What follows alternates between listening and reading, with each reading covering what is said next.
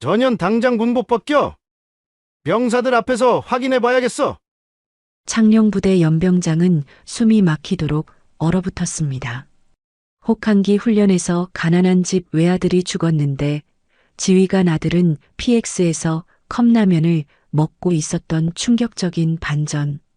그리고 그날 드러난 여군 쓰리스타의 창룡 문신 진실의 폭로가 시작됩니다. 새벽 5시 국방부 청사는 아직 어둠에 잠겨 있었습니다.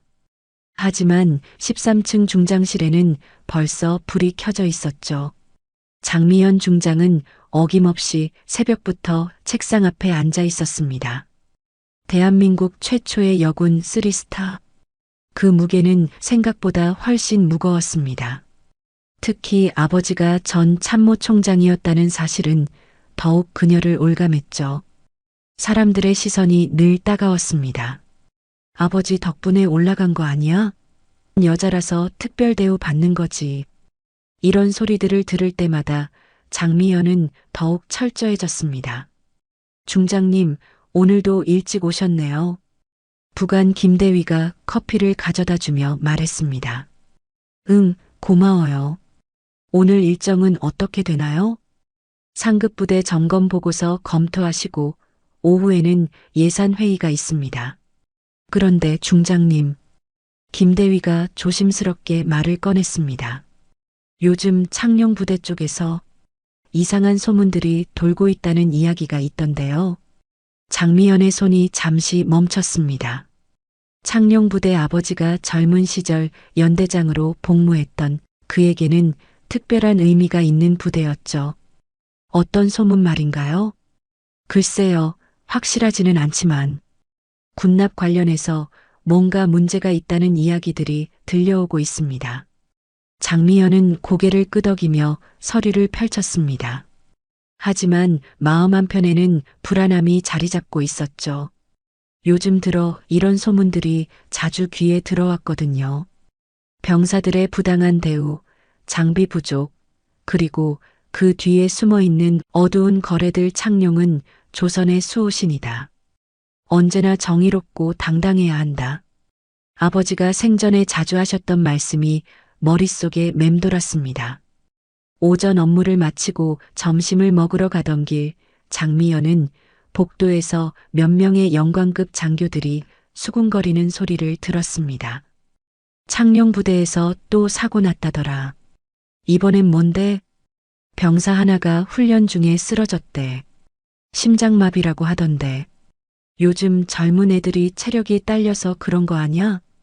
글쎄, 그런데 이상한 게 방한복 지급이 제대로 안 됐다는 소문도 있고. 장미연은 발걸음을 늦추며 귀를 기울였습니다. 하지만 장교들은 그녀를 발견하자 급히 입을 다물고 경례를 했죠. 점심을 먹고 돌아와서 장미연은 우편함을 확인했습니다. 공문들 사이에 낡은 봉투 하나가 끼어 있었죠.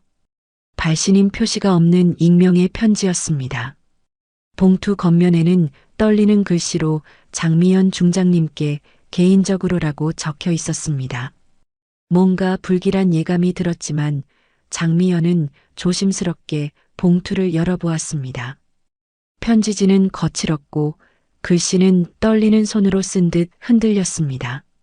하지만 내용은 충격적이었습니다. 장미연 중장님께 저는 창룡부대에서 복무하는 한 병사입니다. 더 이상 참을 수가 없어서 이렇게 편지를 드립니다. 어제 저희 부대에서 김도윤 병장이 훈련 중에 죽었습니다. 공식 발표는 심장마비라고 했지만 사실은 혹한기 훈련에서 얼어 죽은 겁니다. 중장님, 저희는 겨울인데도 여름 군복을 입고 있습니다. 방한복은 장부에만 있을 뿐이에요. 편지는 계속 이어졌습니다. 김도윤 병장은 시골 외아들이었습니다. 부모님이 농사 지으며 힘들게 키운 아들이었어요. 그런데 그 아이가 추위에 떨다가 죽었습니다.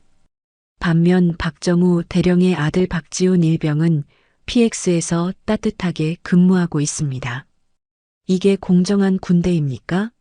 저희가 입고 있는 군복과 장비들이 대부분 장부에만 존재합니다. 실제로는 낡고 해진 것들 뿐이에요. 신형 소총도 서류상으로만 있고 실제로는 20년 넘은 구형만 있습니다. 편지의 마지막 부분은 더욱 절절했습니다. 중장님의 아버지께서 그토록 사랑하셨던 창룡 부대가 이렇게 썩어가고 있습니다.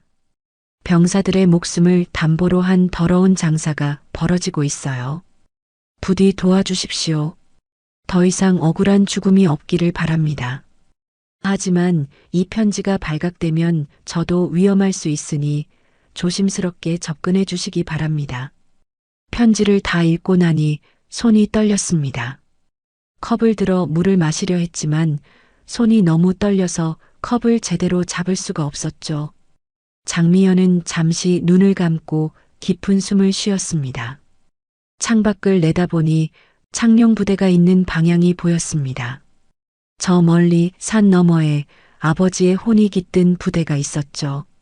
그곳에서 지금 이런 일들이 벌어지고 있다니. 미연아, 군인의 첫 번째 임무는 나라를 지키는 것이다. 하지만 그보다 먼저 함께 싸우는 전우들을 지켜야 한다. 특히 어린 병사들은 부모가 나라에 맡긴 소중한 자식들이다. 절대 그들을 함부로 대해서는 안 된다. 아버지의 목소리가 귓가에 생생하게 들려왔습니다. 그리고 또 다른 말씀도 떠올랐죠. 정의는 때로 혼자 걸어야 하는 외로운 길이다. 하지만 그 길을 걸어야만 진정한 군인이 될 수 있다. 장미연은 편지를 다시 한번 읽어보았습니다. 김도윤 병장, 시골 외아들, 부모님이 농사 지으며 키운 소중한 아들.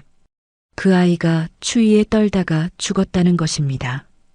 반면 지휘관의 아들은 따뜻한 곳에서 편하게 군 생활을 하고 있다고.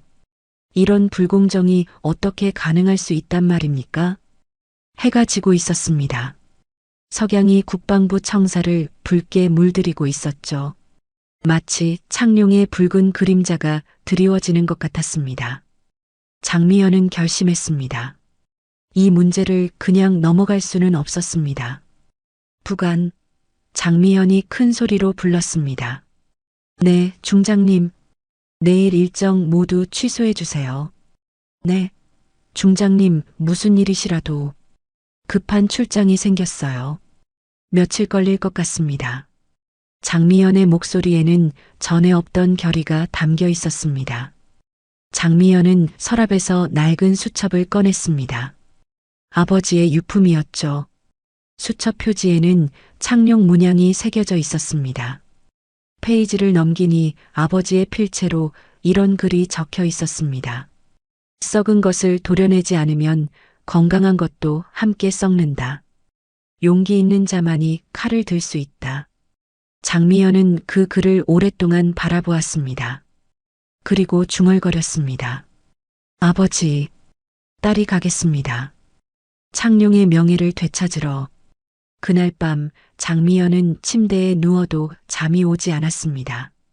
편지 속 김도윤 병장의 이야기가 머릿속을 떠나지 않았죠.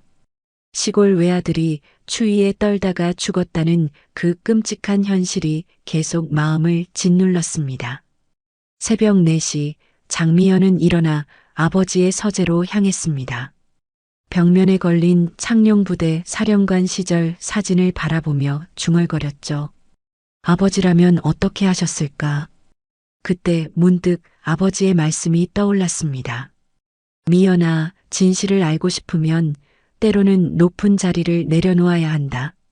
권력의 자리에 앉아 있으면 진짜 아래가 보이지 않는 법이다. 장미연은 결심했습니다. 직접 현장에 가서 확인하겠다고 말입니다. 하지만 중장 신분으로 가면 모든 게 가려질 테니까요. 미리 꾸며놓은 모습만 보게 될 거였습니다. 그렇다면 장미연의 눈에서 번뜩이는 빛이 났습니다. 나는 더 이상 쓰리스타가 아니다. 이름 없는 늙은 원사로 간다. 다음 날 새벽 장미연은 아무도 없는 국방부 청사에 도착했습니다. 인사과에 전화를 걸어 가짜 신분으로 창룡 부대 파견 서류를 만들었죠. 박성철 원사라는 이름으로 말입니다. 그리고 옷장 구석에서 낡은 전투복과 군화를 꺼냈습니다. 몇 년 전 현장 시찰 때 입었던 것들이었어요. 화장실 거울 앞에서 머리를 헝클어뜨리고 허리를 굽히니 말년 원사의 모습이 제법 그럴듯했습니다. 좋아, 이제 박성철 원사다. 창룡 부대까지는 시외버스로 2시간이 걸렸습니다. 장미연은 창밖을 바라보며 생각에 잠겼죠. 30년 넘게 군인으로 살았지만 이렇게 위장해서 들어가는 건 처음이었습니다. 김도윤 병장, 당신의 억울함을 꼭 밝혀내겠습니다. 오후 2시 창룡 부대 정문에 도착했습니다. 어린 시절 아버지와 함께 왔던 그 자리였지만 지금은 분위기가 완전히 달랐어요. 창룡 조형물은 색이 발해 있었고 경비병들도 풀이 죽어 있었습니다. 박성철 원사입니다. 오늘부터 임시 배속되었습니다. 부대 안으로 들어서자마자 충격적인 광경이 펼쳐졌습니다. 12월 중순인데도 병사들 대부분이 여름 군복을 입고 있었어요. 군화는 밑창이 닳아 구멍이 날 정도였고 제대로 된 방한복을 입은 병사는 거의 보이지 않았습니다. 이게 대체 무슨 일이지? 연대 본부에서 박정우 대령이 기다리고 있었습니다. 40대 중반의 오만한 인상이었죠. 박성철 원사님이시군요. 임무 기간은 얼마나 되시나요? 일주일 정도입니다. 장비 점검 업무로 왔습니다. 박정우 대령은 친절해 보였지만 눈빛 어딘가에 경계심이 서려 있었어요. 뭔가 숨기고 있구나. 장미연은 직감했습니다. 저녁 시간 부사관 식당에서 충격적인 대화를 들었습니다. 김도윤 병장 일은 정말 안타까웠어. 겨우 20살인데 심장마비라고 했지만 사실은 한 부사관이 주위를 둘러보며 작은 목소리로 말했습니다. 훈련장에서 얼어 죽은 거 아니야? 방한복도 없이 밖에 나갔는데. 쉿, 연대장님이 함부로 떠들지 말라고 했잖아. 또 다른 부사관이 분개하며 말했습니다. 그런데 박지훈 일병은 왜 혹한기 훈련에 안 나갔어? 똑같은 일병인데. 그야 연대장님 아들이니까. PX에서 따뜻하게 근무하고 있잖아. 정말 기가 막혀. 같은 부대 병사인데 이런 차별이 어디 있어? 장미연은 주먹을 꽉 쥐었습니다. 편지의 내용이 모두 사실이었던 거죠. 한 병사는 추위에 떨다 죽고 다른 병사는 따뜻한 곳에서 편하게 지내고 있다니. 식사 후 부대를 둘러보니 더욱 가관이었습니다. 무기고에는 녹슨 구형 소총들만 가득했고 보급창고는 텅텅 비어 있었어요. 하지만 장부상으로는 최신 장비들이 모두 배치되어 있다고 기록되어 있었습니다. 그날 밤 할당받은 막사 침대에 누워 장미연은 천장을 바라보았습니다. 중장실과는 비교할 수 없을 정도로 초라했지만 오히려 마음은 더 간절했어요. 창밖에서 찬바람이 불어왔습니다. 이런 추위 속에서 김도윤 병장이 마지막을 맞았다고 생각하니 가슴이 미어졌죠. 정말 이런 일이 벌어지고 있다니. 그때 복도에서 발소리가 들렸습니다. 장미연은 조용히 문틈으로 밖을 내다봤어요. 박정우 대령이 몇 명의 부하들과 함께 지나가고 있었습니다. 새로운 원사, 좀 이상하지 않아? 뭔가 냄새를 맡고 온 것 같은데. 걱정 마십시오. 며칠 있으면 갈 사람입니다. 그냥 조용히 넘어가죠. 하지만 혹시 모르니까 계속 지켜봐. 특히 보급창고나 무기고 쪽에 얼씬거리면 바로 보고해. 장미연은 속으로 냉소했습니다.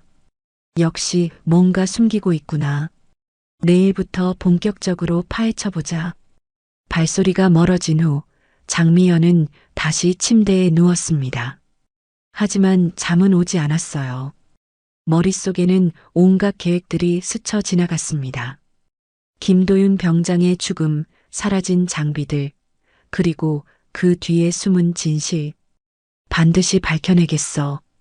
창밖으로 보이는 별들을 바라보며 장미연은 다짐했습니다. 내일부터 시작될 진짜 수사를 위해서 말이죠. 새벽바람이 막사를 스쳐 지나갔습니다. 마치 김도윤 병장의 혼이 진실을 밝혀달라고 속삭이는 것 같았어요. 다음 날 새벽 기상 나팔과 함께 장미연은 눈을 떴습니다. 부사관들과 함께 연병장으로 나가자마자 충격적인 광경이 펼쳐졌어요. 12월 중순의 혹독한 추위 속에서 병사들 대부분이 얇은 여름 전투복만 입고 떨고 있었습니다. 몇몇 병사들은 입술이 파랗게 질려 있었는데 박정우 대령은 아무렇지도 않은 듯 확성기를 들고 소리쳤어요. 오늘부터 혹한기 생존 훈련을 실시한다. 추위를 이겨내는 것이 진짜 군인의 자질이다. 제대로 된 방한복도 없이 무슨 혹한기 훈련이야. 장미연은 속으로 분개했습니다. 점호 후 보급 창고로 향했어요. 창고직이 이 상사가 안내해 주었는데 문을 여는 순간 경악했습니다. 텅 빈 선반들과 구석에 해진 구형 방한복 몇 벌만 걸려 있었거든요. 이게 전부입니까? 이 상사가 주위를 살피더니 속삭였습니다. 장부상으로는 신형 방한복 200벌이 있다고 되어 있어요. 하지만 재고 장부를 확인해 보니 더욱 기가 막혔어요. 최신형 방한복, 방한모, 방한장갑 모든 게 완벽하게 기록되어 있었지만 실제로는 거의 없었습니다. 이 장부는 언제 만든 건가요? 한 달 전 상급부대 점검 때요. 가짜 장부로 상급부대를 속이고 그 피해는 고스란히 병사들에게 돌렸던 거였어요. 무기고 상황도 마찬가지였습니다. K2 소총 100정이 있다고 기록되어 있지만 실제로는 20년 넘은 M16 구형 소총만 녹슬어가며 놓여 있었어요. 점심시간 병사 식당에서 더욱 참담한 현실을 봤습니다. 묽은 된장찌개와 김치, 보리밥이 전부였거든요. 한쪽 테이블에서 병사들이 작은 목소리로 이야기하고 있었어요. 김도윤이가 죽기 전날 밤에 뭐라고 했는지 기억나? 집에 가고 싶다. 너무 춥다고 했지. 그날 훈련복도 젖어 있었는데 갈아입을 여벌도 없었잖아. 그때 한 병사가 분개하며 말했습니다. 근데 박지훈 일병은 PX에서 라면이랑 과자 실컷 먹고 있더라. 난방도 빵빵하게 틀어놓고. 같은 일병인데 이런 차이가 있나? 우리는 뭐야? 장미연은 주먹을 꽉 쥐었어요. 지휘관 자식은 따뜻한 곳에서 편하게 지내고 가난한 농가 출신은 추위에 떨다 죽는다니. 오후에 김도윤 병장이 죽은 훈련장을 직접 가봤습니다. 생활관에서 10분 거리의 야산 기슭이었어요. 바람이 매섭게 불고 온도도 영하 10도 이하로 떨어지는 곳이었습니다. 훈련장 담당 이성훈 상병이 안내해 주었는데 바로 그가 편지를 보낸 병사인 것 같았어요. 여기서 김도윤 병장이 쓰러졌습니다. 이성훈 상병이 한 지점을 가리켰습니다. 그날 밤 영하 15도였는데 방한복도 없이. 왜 방한복을 안 입었죠? 입을 게 없었어요. 지급받은 것도 빌려줄 것도 없었거든요. 나무 한 그루 없는 벌판에 찬바람이 매섭게 불어왔어요. 이런 곳에서 제대로 된 장비도 없이 20살 청년이 목숨을 잃었다니. 김도윤 병장은 어떤 애였나요? 정말 착한 애였어요. 시골에서 올라와서 말도 별로 없고 항상 부모님 걱정만 했거든요. 이성훈 상병의 목소리가 떨렸습니다. 집 농사일 도와드리러 빨리 가고 싶다고 늘 말했는데 그런 착한 애가 이렇게 죽었어요. 그때 이성훈 상병이 주위를 살피더니 작은 목소리로 말했어요. 원사님, 사실 더 심각한 게 있어요. 뭔가요? 유령 병사 명단이 있어요. 존재하지도 않는 가짜 이름들로 군복이랑 장비를 빼돌리고 있거든요. 장미연은 깜짝 놀랐습니다. 유령 병사요? 네, 제가 우연히 보급 서류를 정리하다가 발견했어요. 김철수, 박영수, 이런 이름들로 수십 명이 등록되어 있는데 실제로는 없는 사람들이에요. 그럼 그 사람들 몫의 보급품은 다 어디론가 사라져요. 아마 팔아넘기는 것 같은데. 이성훈 상병이 작은 종이 뭉치를 건네주었습니다. 이거 복사해뒀어요. 증거로 쓰세요. 장미연은 종이를 받으며 가슴이 뛰었어요. 드디어 결정적 증거를 잡은 거였습니다. 저녁 시간 PX 앞을 지나가다가 정말 기가 막힌 광경을 봤어요. 유리창 너머로 박지훈 일병이 따뜻한 난방 아래서 컵라면을 먹으며 웃고 있었거든요.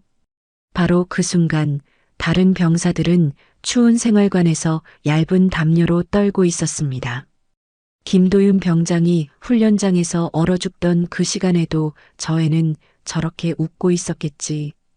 밤이 되어 막사로 돌아가는 길, 장미연은 갑자기 뒤에서 누군가 따라오는 기분이 들었어요. 뒤돌아보니 박정우 대령의 부하 헌병 몇 명이 멀찍이 서 있었습니다. 벌써 의심하기 시작했구나. 막사에 도착해서 이성훈 상병이 준 서류를 자세히 살펴봤어요. 정말 충격적이었습니다. 존재하지 않는 병사들의 이름으로 수백 벌의 군복, 수십 정의 소총, 각종 장비들이 지급된 것으로 기록되어 있었거든요. 이 모든 걸 어디다 팔았을까? 그리고 그 돈은 누가 가져갔을까? 그때 복도에서 발소리가 들렸어요. 박정우 대령과 몇 명의 부하들이 지나가고 있었습니다. 새로운 원사, 뭔가 수상해. 자꾸 보급 창고며 무기고며 기웃거리고 혹시 상부에서 보낸 건 아닐까요? 설마. 하지만 조심해야 해. 특히 보급 관련 서류는 절대 보여주지 마. 장미연은 숨을 죽이고 들었어요. 이제 본격적으로 경계하기 시작한 거였습니다. 발소리가 멀어진 후 장미연은 다시 서류를 펼쳐봤어요. 유령 병사들의 명단을 보니 분노가 치밀어 올랐습니다. 이 가짜 이름들 하나하나가 김도윤 병장 같은 진짜 병사들의 목숨을 앗아간 거였거든요. 내일은 더 조심해야겠어. 하지만 포기할 수는 없어. 창밖으로 찬바람이 불어와 창문을 흔들었어요. 마치 김도윤 병장의 혼이 진실을 밝혀달라고 간절히 호소하는 것 같았습니다. 장미연은 서류를 조심스럽게 숨기고 침대에 누웠어요. 내일부터는 더욱 위험한 수사가 시작될 거였습니다. 하지만 이제 돌이킬 수 없었어요. 반드시 진실을 밝혀내고 정의를 실현해야 했으니까요. 다음 날 새벽 장미연은 평소보다 일찍 일어났습니다. 오늘은 이성훈 상병과 더 자세한 이야기를 나눠야 했거든요. 하지만 조심해야 했어요. 어제부터 박정우 대령이 의심의 눈초리를 보내고 있었으니까요. 아침 점호 후 장미연은 일부러 다른 부사관들과 함께 커피를 마시며 자연스럽게 행동했습니다. 의심받지 않기 위해서였죠. 원사님, 어디서 오셨어요? 한 부사관이 물었습니다. 본부에서 왔어요. 장비 점검 업무 때문에 잠깐 파견 나온 거예요. 요즘 상급 부대에서 점검을 자주 하네요. 작년에도 몇 번 왔었는데 그때 다른 부사관이 작은 목소리로 말했어요. 그런데 점검할 때마다 이상해요. 갑자기 새 장비들이 나타났다가 점검 끝나면 또 사라지고 쉿! 그런 얘기 함부로 하면 안 돼.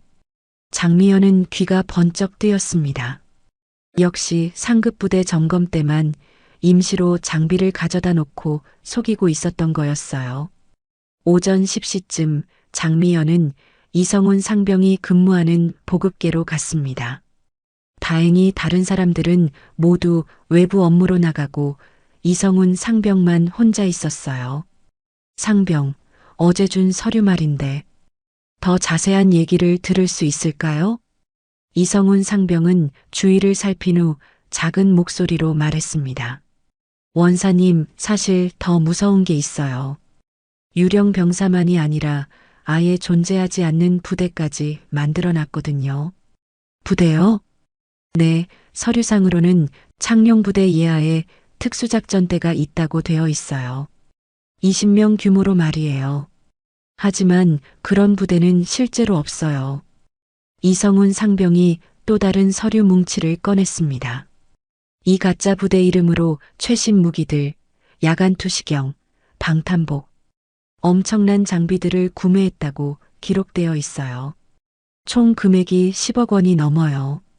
장미연은 숨이 막혔습니다. 10억 원. 그 돈이면 부대 전체 병사들에게 제대로 된 군복과 장비를 다 지급하고도 남을 금액이었어요.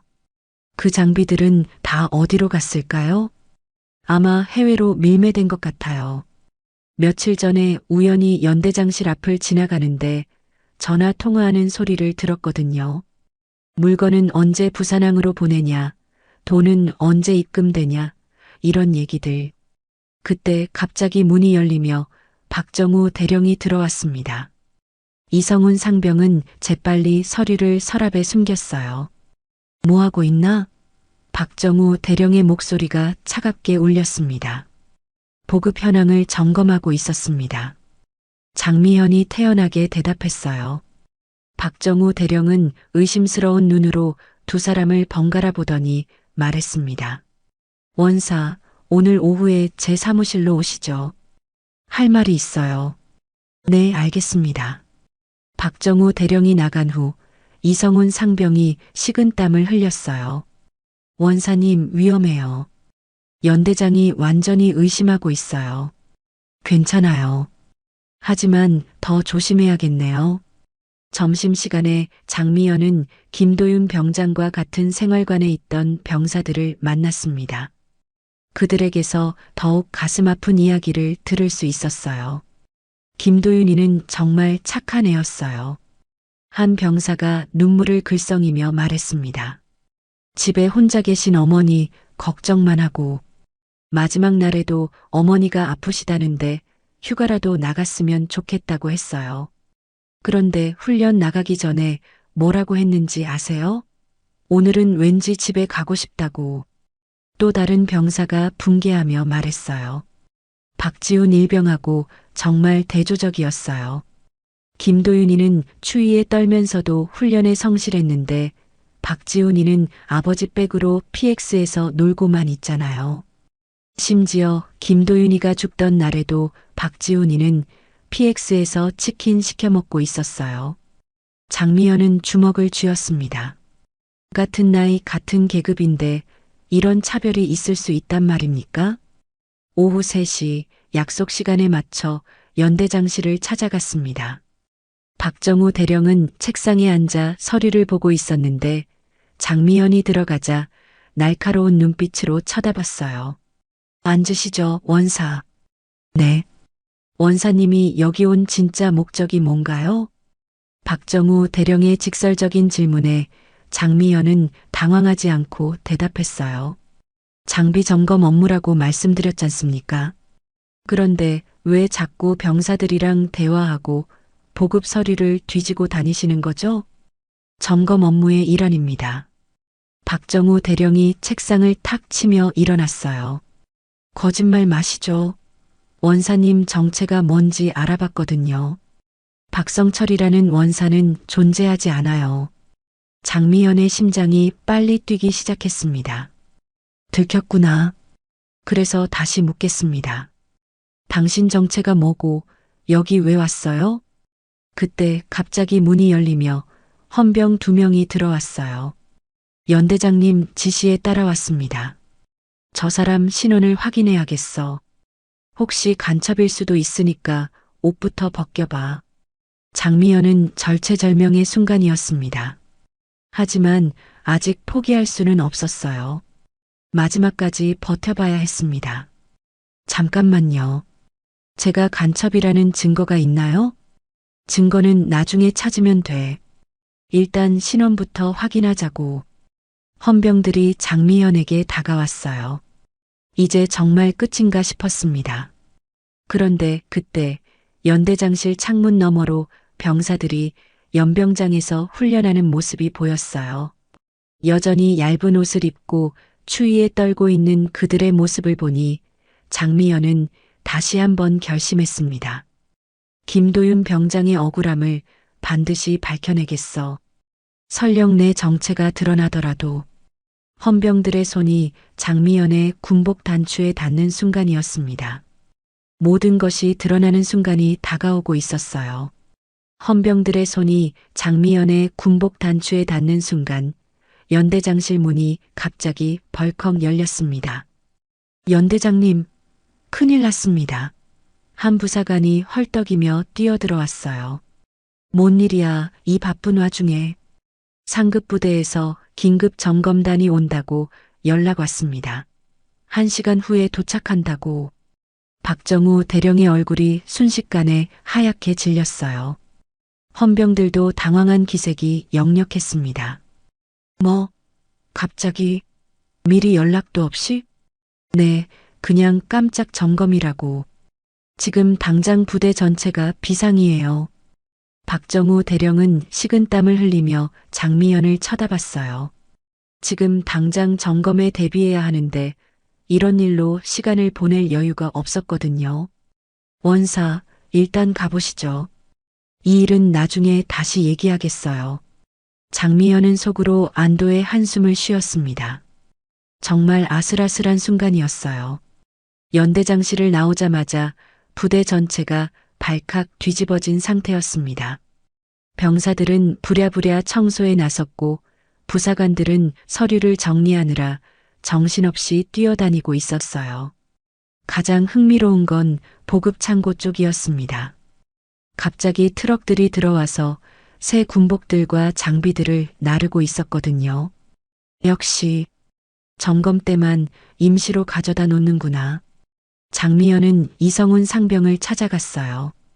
그는 창고에서 새로 들어온 방한복들을 정리하고 있었습니다.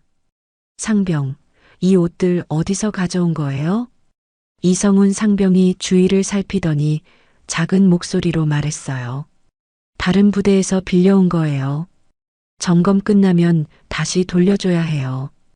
그럼 평소에는? 이런 건 아예 없어요. 점검 때만 잠깐. 그때 갑자기 박정우 대령이 확성기를 들고 소리쳤습니다. 전 부대원 비상, 상급 부대 점검단이 곧 도착한다. 모든 장비 점검하고 특히 보급 상황 완벽하게 준비해. 병사들이 우르르 몰려나와 부랴부랴 준비하기 시작했어요. 그런데 정말 기가 막힌 광경이 펼쳐졌습니다. 갑자기 나타난 새 군복들을 병사들에게 나눠주면서 점검 끝나면 바로 반납하라고 지시하고 있었거든요. 심지어 무기고에도 새로운 소총들이 들어오고 있었어요. 이런 식으로 속이고 있었구나. 1시간 후 점검단이 도착했습니다. 중령급 장교를 단장으로 한 5명의 점검팀이었어요. 박정우 대령은 완전히 다른 사람이 된 것처럼 친절하고 예의 바르게 맞이했습니다. 어서 오십시오. 저희 창룡부대에 오신 것을 환영합니다.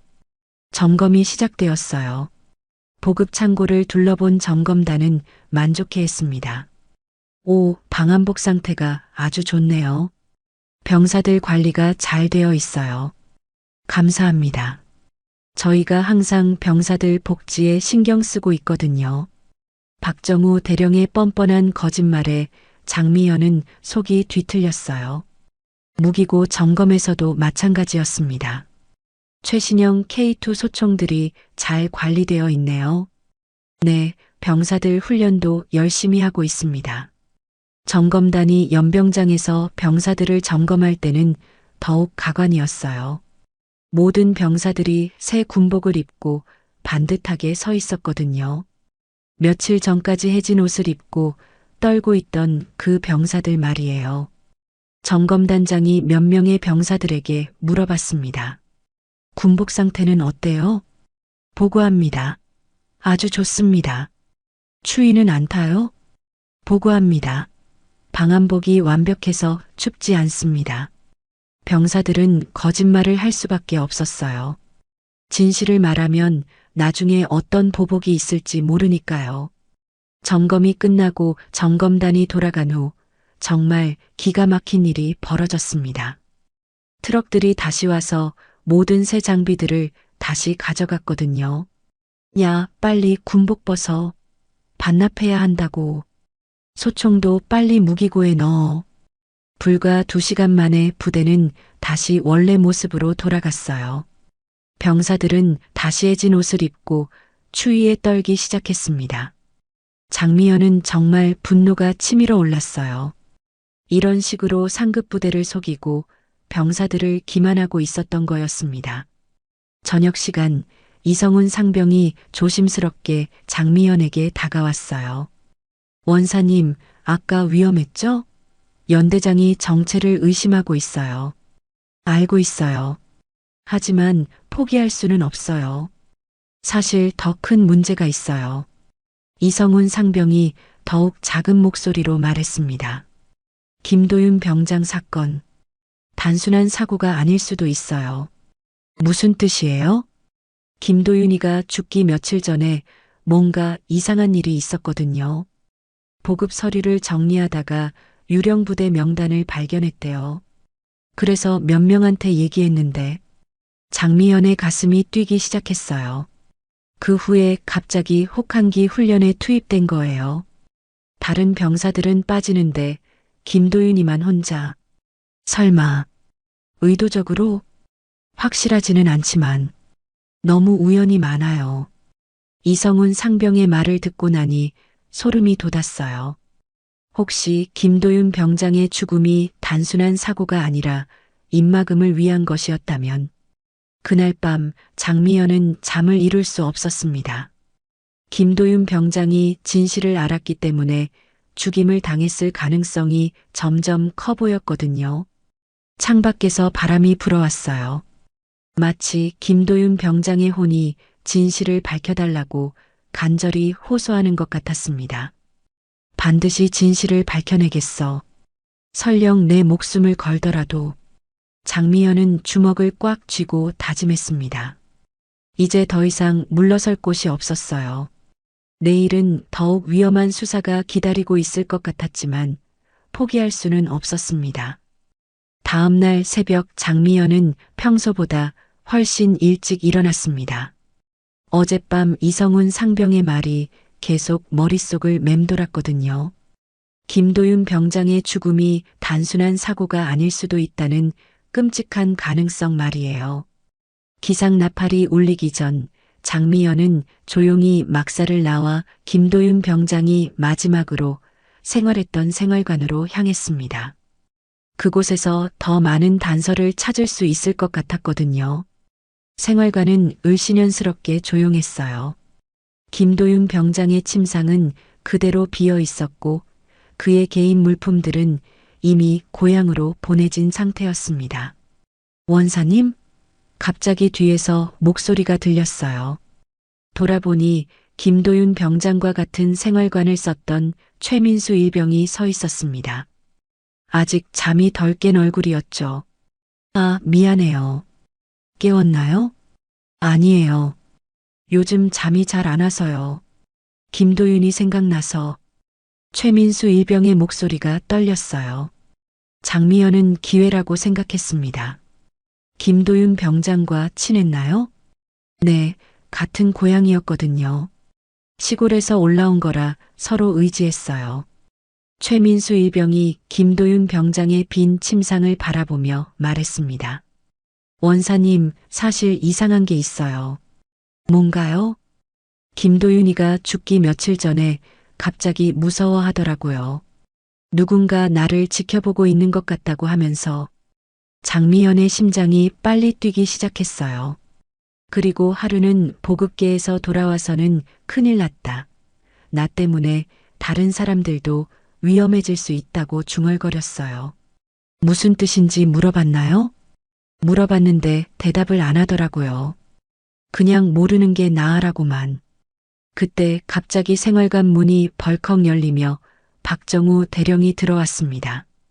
뒤에는 헌병 2명이 따라왔어요. 뭐 하고 있는 거야? 박정우 대령의 목소리가 차갑게 울렸습니다. 최민수 일병은 깜짝 놀라며 경례했어요. 보고합니다. 잠이 안 와서. 일병은 나가 있어. 원사하고 할 말이 있어. 최민수 일병이 나간 후 박정우 대령이 장미현에게 다가왔습니다. 원사, 어제 일이 끝난 게 아니야. 당신 정체를 반드시 밝혀낼 거거든. 무슨 말씀인지 모르겠습니다. 그럼 지금 당장 신원을 확인해 보자고. 헌병들이 다시 장미연에게 다가왔어요. 이번에는 정말 피할 수 없을 것 같았습니다. 잠깐만요. 장미연이 급하게 말했습니다. 제가 누구든 상관없지 않나요? 중요한 건 이 부대에서 벌어지고 있는 일들이잖아요. 무슨 소리야? 김도윤 병장의 죽음, 사라진 군수품들, 유령 병사들. 이 모든 게 우연의 일치일까요? 박정우 대령의 얼굴이 순간 경직됐어요. 뭘 알고 있는 거지? 충분히 알고 있어요. 유령 부대까지 만들어서 10억 원 넘는 장비들을 빼돌린 것도 알고 있고요. 박정우 대령이 헌병들에게 눈짓했습니다. 헌병들이 장미연의 양팔을 붙잡았어요. 좋아. 그럼 고문이라도 해서 토하게 만들어야겠어. 그 순간 장미연은 더 이상 숨길 수 없다고 판단했습니다. 어차피 들킬 바에야 당당하게 정체를 밝히는 게 나을 것 같았어요. 알겠습니다. 제 정체를 말씀드리죠. 장미연이 군복 단추를 스스로 풀기 시작했어요. 박정우 대령과 헌병들이 호기심 어린 눈으로 지켜봤습니다. 군복이 벗겨지면서 장미연의 등이 드러났습니다. 그 순간 모든 사람들이 경악했어요. 그녀의 등에는 창룡부대 사령관에게만 허락된 전설의 창룡 문신이 선명하게 새겨져 있었거든요.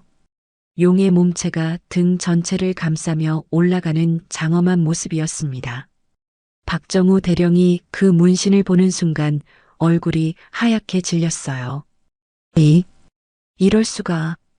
헌병들도 당황해서 손을 놓았습니다. 그들도 그 문신의 의미를 알고 있었거든요. 참모 총장의 딸. 박정우 대령이 떨리는 목소리로 중얼거렸어요. 바로 그때 생활관 밖에서 소란이 일어났습니다.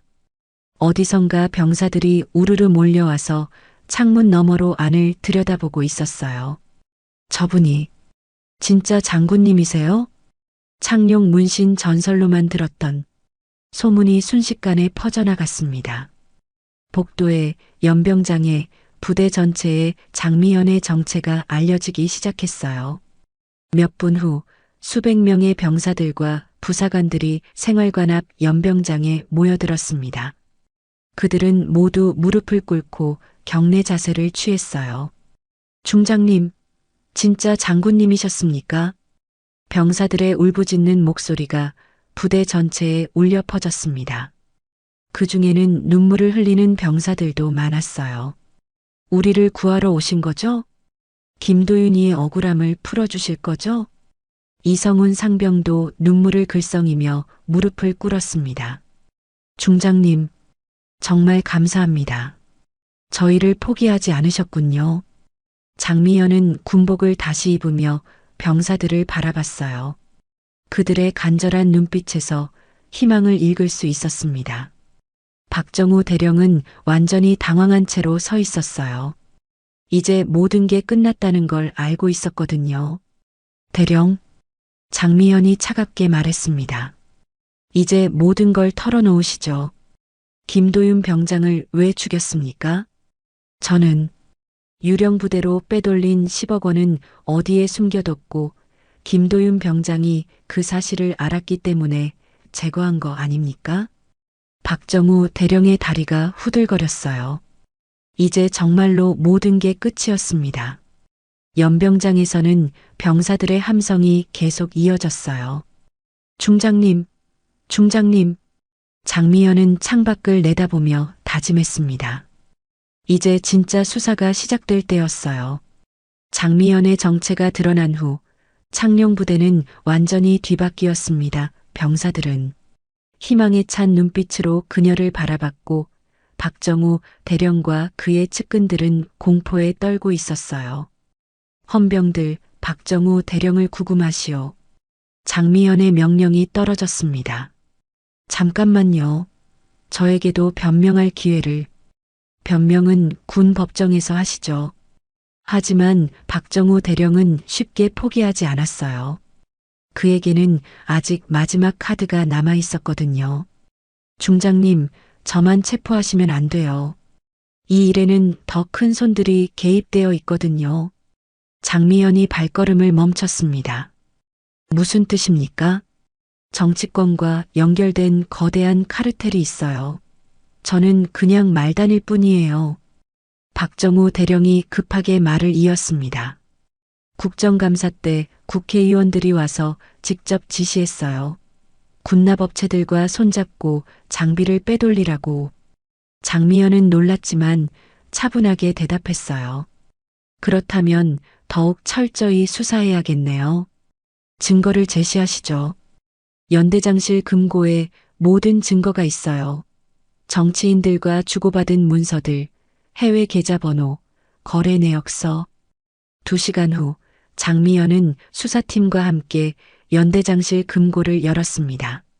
정말로 충격적인 자료들이 쏟아져 나왔어요. 국회 국방위원회 소속 김모 의원과 주고받은 문서들, 군납업체 대표들과의 통화 녹음 파일, 그리고 스위스 비밀 계좌로 송금된 수십억 원의 거래 내역까지. 이런, 이 정도 규모일 줄은 몰랐네요. 수사관 중 한 명이 서류를 보며 경악했습니다. 가장 충격적인 건 김도윤 병장 관련 문서였어요. 그 안에는 보안 위험 요소 제거라는 제목의 계획서가 있었거든요. 김도윤 일병이 그 당시 유령부대 명단을 발견했다. 보안 누출 위험이 높아 적절한 조치가 필요하다. 장미연은 그 문서를 보며 분노가 치밀어 올랐어요. 정말로 김도윤 병장을 의도적으로 죽인 거였습니다. 혹한기 훈련 중 사고로 위장하여 처리한다. 방한 장비 미지급으로 자연스러운 동사 유도. 더 읽어갈수록 소름이 돋았어요. 한 청년의 목숨을 단순한 보안 위험 요소로 치부하고 냉혹하게 제거 계획을 세웠던 거였습니다. 그날 오후 장미연은 긴급 지휘관 회의를 소집했습니다. 연대 간부들이 모두 모인 회의실에서 그녀는 스크린을 켜고 모든 증거를 공개하기 시작했어요. 여러분, 오늘 이 자리에서 창룡부대에서 벌어진 끔찍한 진실을 공개하겠습니다. 첫 번째로 김도윤 병장의 마지막 모습이 담긴 감시카메라 영상이 나왔어요. 추위에 떨며 훈련장으로 향하는 그의 모습, 그리고 쓰러지는 순간까지. 회의실이 숙연해졌습니다. 몇몇 간부들은 고개를 숙였어요. 김도윤 병장은 심장마비로 죽은 게 아닙니다. 진실을 알았기 때문에 살해된 겁니다. 두 번째로 유령 병사 명단과 사라진 군수품 기록이 공개됐어요. 존재하지도 않는 병사들의 이름으로 수백 벌의 군복, 수십 정의 소총, 각종 장비들이 지급되었다고 기록되어 있습니다. 총 금액 15억 원 상당입니다. 세 번째로는 해외 밀매 증거들이었어요. 이 장비들은 모두 해외로 밀매되었습니다. 부산항을 통해 동남아시아로 빠져나갔고 그 돈은 스위스 비밀 계좌로 송금되었습니다. 마지막으로 가장 충격적인 영상이 나왔어요. 김도윤 병장이 훈련장에서 얼어 죽어가던 바로 그 시간, 박지훈 일병이 따뜻한 PX에서 치킨을 먹으며 웃고 있는 감시카메라 영상이었거든요. 이것이 우리가 지켜야 할 군대의 모습입니까? 가난한 농가 출신은 죽고 지휘관 자식은 웃고 있는 이런 모습이 정의로운 겁니까? 회의실은 완전히 조용해졌어요. 몇몇 간부들은 눈물을 흘리고 있었습니다. 그리고 이 모든 일에는 정치권도 개입되어 있었습니다. 장미연이 국회의원과의 거래 문서들을 공개하자 모든 사람들이 경악했어요. 군인의 피와 국민의 세금을 팔아먹은 자들, 그대들은 조국을 배신했습니다. 바로 그때 회의실 문이 열리며 헌병들이 박정우 대령을 끌고 들어왔어요. 수갑을 찬 그의 모습을 본 간부들은 모두 고개를 숙였습니다. 박정우 대령, 군형법 제86조 적전 도주, 제92조 상관 살해, 제94조 군수품 절도 혐의로 체포합니다. 저는 억울합니다. 혼자 한 일이 아니에요. 하지만 아무도 그의 말에 귀 기울이지 않았어요. 회의가 끝난 후 장미연은 김도윤 병장의 어머니 최말순 여사에게 전화를 걸었습니다. 어머님, 장미연 중장입니다. 아, 장군님. 최말순 여사의 목소리는 슬픔에 젖어 있었어요. 도윤이 일로 연락드렸습니다. 진실을 모두 밝혀냈어요. 정말인가요? 네, 도윤이는 억울하게 죽었습니다. 하지만 이제 정의가 실현될 거예요. 전화 너머로 최말순 여사의 울음소리가 들렸어요. 우리 도윤이가 진짜 억울하게 죽은 거였군요. 이게 나라예요? 이게 나라냐고요. 그 울음소리에 장미연도 눈물이 났어요. 한 어머니의 가슴 찢어지는 절규였거든요. 어머님, 반드시 책임지는 사람들을 처벌하겠습니다. 그리고 도윤이 같은 일이 다시는 일어나지 않도록 하겠어요. 그날 밤 장미연은 아버지의 묘소를 찾았습니다. 차로 3시간을 달려가서 아버지가 잠든 국립현충원에 도착했어요. 묘비 앞에 무릎을 꿇고 앉아 장미연은 조용히 말했습니다. 아버지 창룡부대의 진실을 모두 밝혀냈어요. 정말 끔찍한 일들이 벌어지고 있었어요. 찬바람이 불어와 나뭇잎들을 흔들었어요. 하지만 이제 다 해결될 거예요. 아버지가 사랑하셨던 창룡부대가 다시 명예를 되찾을 거고 김도윤 병장 같은 억울한 일도 다시는 없을 거예요. 한 달 후 군법정에서 역사적인 판결이 내려졌습니다. 박정우 대령은 살인, 군수품 절도, 국가기밀 누설 혐의로 무기징역을 선고받았어요. 그의 측근들도 모두 중형을 받았습니다. 더 큰 파장은 정치권에서 일어났어요. 군납 카르텔에 연루된 국회의원 3명이 구속되었고 관련 업체들도 모두 수사망에 걸렸습니다. 수십억 원 규모의 부정부패가 완전히 무너진 거였죠. 이번 사건으로 군 전체의 투명성이 크게 높아질 것으로 기대됩니다. 뉴스에서는 연일 이 사건을 보도했어요. 가장 의미 있는 변화는 창룡부대에서 일어났습니다. 장미연의 지시로 부대 전체가 대대적으로 개혁되었거든요. 무엇보다 병사들의 생활 환경이 완전히 바뀌었어요. 모든 병사들에게 최신형 방한복과 군화가 지급되었고 낡은 무기들도 모두 신형으로 교체되었습니다. 식단도 크게 개선되어서 병사들이 제대로 된 영양을 섭취할 수 있게 되었죠. 와, 이게 진짜 군대밥이야? 한 병사가 감격하며 말했어요. 방한복도 정말 따뜻해. 이제 훈련에도 안 추워. 무엇보다 중요한 건 공정성이었습니다. 이제 모든 병사들이 똑같은 대우를 받게 되었어요. 지휘관의 자식이든 가난한 농가 출신이든 차별 없이 말이죠. 어느 날 오후 장미연은 병사들과 함께 식당에서 식사를 했습니다. 예전에는 상상할 수 없었던 일이었죠. 중장님, 정말 감사해요. 이성훈 상병이 눈물을 글썽이며 말했어요. 저희가 사람 취급받는 느낌이에요. 당연한 거예요. 여러분은 모두 소중한 대한민국의 아들들이니까요. 장미연이 따뜻하게 대답했어요. 근데 중장님, 김도윤이 일은 어떻게 되었어요? 법정에서 모든 진실이 밝혀졌어요. 그리고 그의 어머니께도 정당한 보상이 이루어질 거예요. 실제로 최말순 여사에게는 국가에서 특별보상금이 지급되었고 김도윤 병장은 순직으로 인정받아 국립현충원에 안장되었습니다. 장례식 날 장미연은 직접 참석해서 김도윤 병장에게 마지막 경례를 올렸어요. 도윤아, 이제 편히 쉬어라.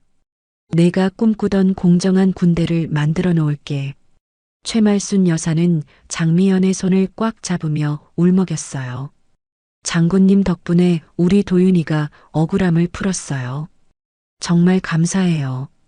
어머님이 키우신 아드님이 진짜 영웅이었어요. 도윤이 덕분에 수많은 후배 병사들이 구원받았거든요. 창룡부대로 돌아온 장미연은 연병장에서 전체 부대원들과 함께 서 있었어요. 예전과는 완전히 다른 모습이었습니다.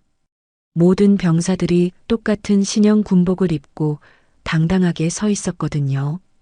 여러분, 장미연이 확성기를 들고 말했어요. 앞으로 이 부대에서는 단 한 명의 병사도 불공정한 대우를 받지 않을 것입니다. 네, 병사들이 우렁찬 목소리로 대답했어요. 군이 지켜야 할 건 무기나 군복이 아닙니다. 부모가 안심하고 아들을 맡길 수 있는 믿음입니다. 네, 여러분은 모두 소중한 사람들입니다. 그 사실을 절대 잊지 마세요. 병사들의 함성이 연병장 전체에 울려 퍼졌어요. 우린 사람입니다. 창룡은 썩지 않습니다. 그날 저녁 장미연은 다시 아버지의 묘소를 찾았습니다. 이번에는 마음이 한결 가벼웠어요. 묘비 앞에 무릎을 꿇고 앉아 조용히 말했습니다. 아버지, 해냈어요. 창룡부대가 다시 고개를 들었어요. 하늘에는 별들이 반짝이고 있었어요. 마치 아버지가 미소 짓고 있는 것 같았습니다. 이제 아버지의 군대가 더 이상 부끄럽지 않아요. 김도윤 병장 같은 아이들이 당당하게 군 생활할 수 있는 곳이 되었어요. 찬바람이 불어왔지만 이번에는 따뜻하게 느껴졌어요. 그리고 아버지, 장미연이 미소를 지으며 말했어요. 딸이 정말로 군인다운 군인이 되었어요. 몇 달 후 장미연은 국방부에서 새로운 보직을 맡았습니다. 군 내부 부정부패 척결을 담당하는 특별감찰관이었어요. 이제 창룡부대뿐만 아니라 정군의 부패를 뿌리 뽑는 임무를 맡게 된 거였죠. 첫 출근 날 사무실 벽에는 김도윤 병장의 사진이 걸려 있었어요. 그 아래에는 이런 글귀가 적혀 있었습니다. 정의는 때로 혼자 걸어야 하는 외로운 길이다. 하지만 그 길을 걸어야만 진정한 군인이 될 수 있다. 아버지의 말씀이었지만 이제는 장미연 자신의 신념이기도 했어요. 그날 오후 또 다른 익명의 편지가 도착했습니다.